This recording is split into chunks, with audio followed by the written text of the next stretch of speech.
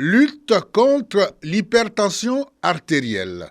La Ligue ivoirienne contre l'hypertension artérielle et les maladies cardiovasculaires opte pour des actions de promotion de l'automesure tensionnelle. Les leaders ont porté leur choix sur la ville de Tahabo pour mener leurs activités de lutte contre le fléau du siècle. La promotion de l'automesure tensionnelle, ça consiste à quoi? Ça consiste à mesurer la tension soi-même à domicile. Cette façon de pratiquer l'automesure va permettre de faire des diagnostics précoces. Il y a longtemps que nous n'avons pas fait de vraies études sur l'hypertension artérielle, mais quand nous sommes sur le terrain, nous constatons une nette croissance de l'hypertension. En 2006, on nous parlait de 21%, mais ici à Tahabo, par exemple, quand on a fait le dépistage, on était à 43% d'hypertendus. C'est énorme. La clôture des activités de promotion de l'automesure tensionnelle, une occasion pour le représentant du ministre de la Santé et de l'Hygiène publique d'exhorter les populations de Tahabo à l'automesure tensionnelle. Ce que veut le ministre de la Santé actuellement, c'est de faire la prévention et la promotion de la santé. Donc tous ces conseils doivent être mis en œuvre, doivent être considérés comme des conseils essentiels pour que les populations, en les appliquant, puissent détecter très tôt qu'elles sont malades et qu'elles puissent donc prendre contact avec des médecins pour que leur état de santé soit pris en charge. L'hypertension artérielle, rappelons-le, est à l'origine d'environ 8 millions de décès par an dans le monde, selon l'OMS.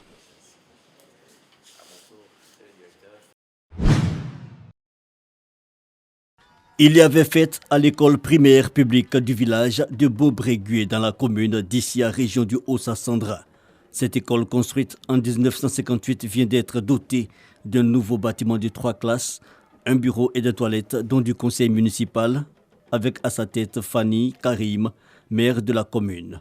Objectif: accroître la capacité d'accueil de cet établissement et améliorer les conditions d'études des tout-petits. Nous en faisons chaque année et plusieurs salles. Du coup, depuis que nous sommes là jusqu'à aujourd'hui, j'aurais du mal à récapituler ce que nous avons déjà fait, mais nous avoisinons la soixantaine de salles que nous avons déjà construites, réhabilitées, équipées et mises à la disposition de l'éducation nationale.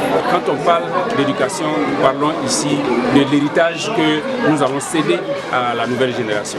Coupure de ruban et remise des clés aux autorités puis au chef du village de Beaubrégué qui à son tour les remet aux responsables des COGES de l'école.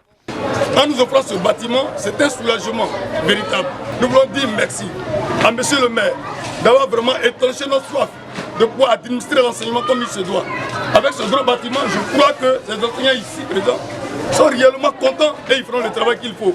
Ces 3 nouvelles classes viennent désengorger les anciennes avec un effectif pléthorique. Cette école, depuis son ouverture, est un centre d'examen dans la localité qui accueille plus de 300 élèves. Dans la quasi-totalité des villages composant la région du Nzi, les jeunes se sont donnés corps et âme à leur paillage illégal. Exemple édifiant Boré, village de la sous-préfecture de Diangokro dans le département de Dimbokro. À perte de vue, des sites d'orpaillage sur lesquels ces jeunes mènent dans la clandestinité leur activité de recherche de l'or, avec frénésie.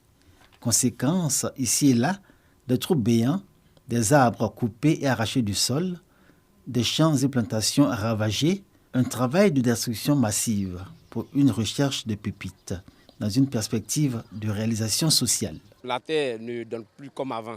Voilà, avant, les cultures vivrières donnaient bien. Maintenant, quand on fait, vu la sécheresse, ça fait que ça ne produit pas comme il se doit.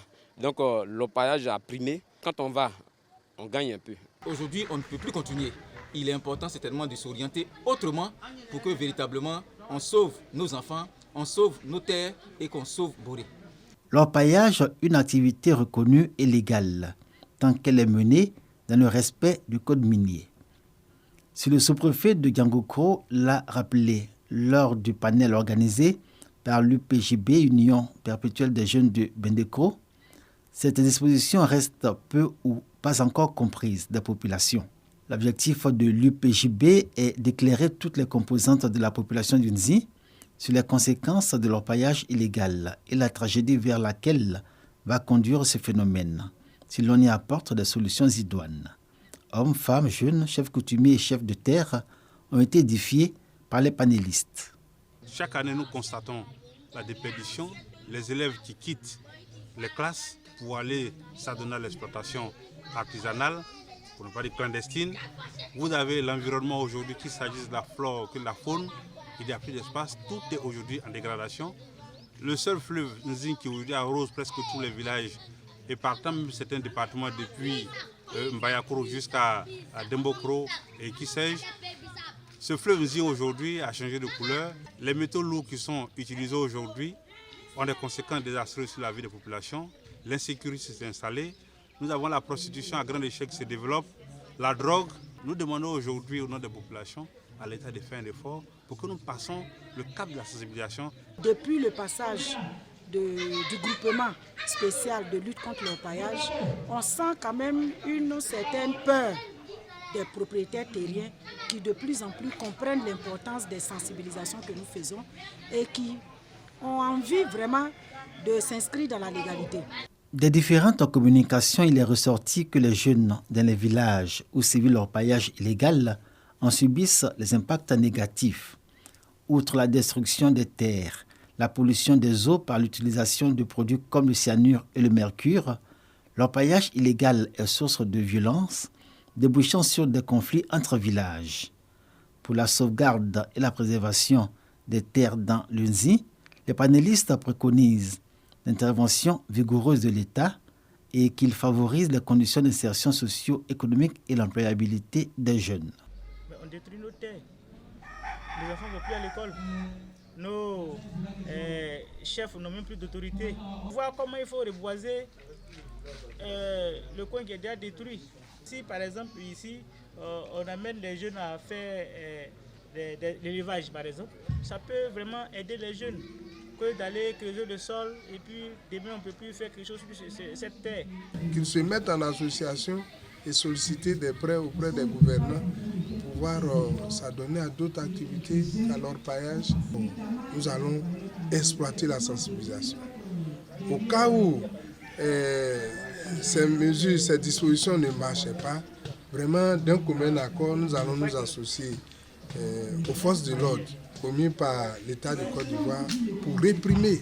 Mettre un frein à l'orpaillage illégal, une exigence à la fois environnementale, écologique, économique, sociale et même sécuritaire. Les jeunes de la région d'Unzi, plus que jamais déterminés au nom de la préservation des terres, héritage des générations futures. Pour cette première édition du prix d'excellence et du mérite à Assefri, 12 personnes ont été récompensées. Parmi elles, des fonctionnaires, des artisans et des opérateurs économiques. Cette initiative est née de la volonté de promouvoir les valeurs du travail bien fait, mais aussi pour témoigner la reconnaissance de toute une population à ces hommes et femmes qui contribuent au développement et au bien-être de la communauté.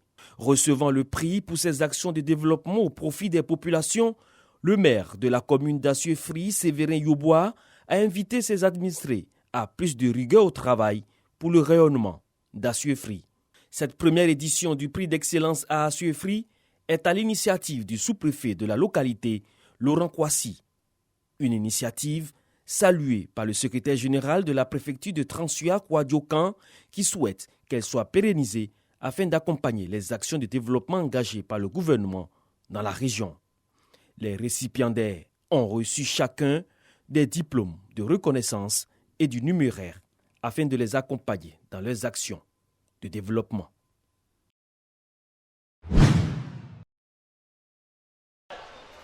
Passation de grade de Kwankido, un art martial vietnamien. Une initiative de la Fédération ivoirienne pour les clubs de Boaki. Plus d'une centaine de requérants au grade supérieur, âgés d'au moins de 5 ans pour les plus jeunes. Ils sont évalués sur le tessou, lancer de poing, le coq, le lancer de pied. Pour les initiateurs, il s'agit d'une rencontre trimestrielle d'évaluation pour l'obtention d'une ceinture.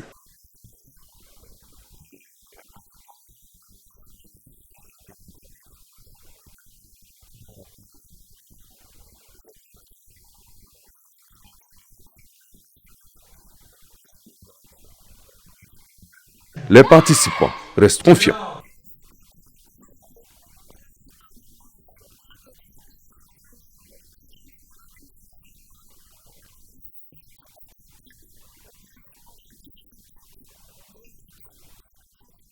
Les autorités présentes encouragent cette initiative qui contribue à l'épanouissement de l'enfant.